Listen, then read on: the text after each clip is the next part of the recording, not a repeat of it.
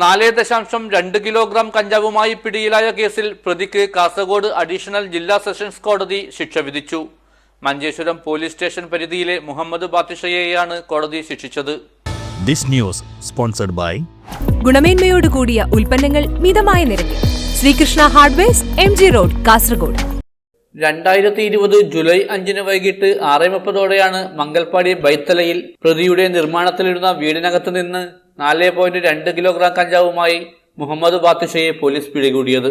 കേസിൽ വിചാരണ പൂർത്തിയാക്കിയ കാസർഗോഡ് അഡീഷണൽ ജില്ലാ സെഷൻസ് കോടതി 2 ജഡ്ജി രാമു രമേശ് ചന്ദ്രബാനു പ്രതിക്ക് 1 വർഷം കഠിന തടവും 20,000 രൂപ പിഴയും ശിക്ഷ വിധിച്ചു. പിഴ അടച്ചില്ലെങ്കിൽ 2 മാസം അധിക തടവ് അനുഭവിക്കണമെന്നും കോടതി ഉത്തരവിട്ടു. അന്നത്തെ കുമ്പള സബ് ഇൻസ്പെക്ടറായിരുന്ന സന്തോഷ് കുമാറും സംഘവുമാണ് പ്രതിയെ കഞ്ചാവുമായി പിടികൂടിയത്. തുടർന്ന് അന്വേഷണം നടത്തി കുറ്റപത്രം സമർപ്പിച്ചത് കുമ്പള ഇൻസ്പെക്ടറായിരുന്ന P പ്രമോദായിരുന്നു. പ്രോസിക്യൂഷന് വേണ്ടി അഡീഷണൽ ഗവൺമെന്റ് പ്ലീഡർ G ചന്ദ്രമോഹനനും അഡ്വക്കേറ്റ് ചിത്രകലയും കോടതിയിൽ ഹാജരായി. News bureau, Uppala.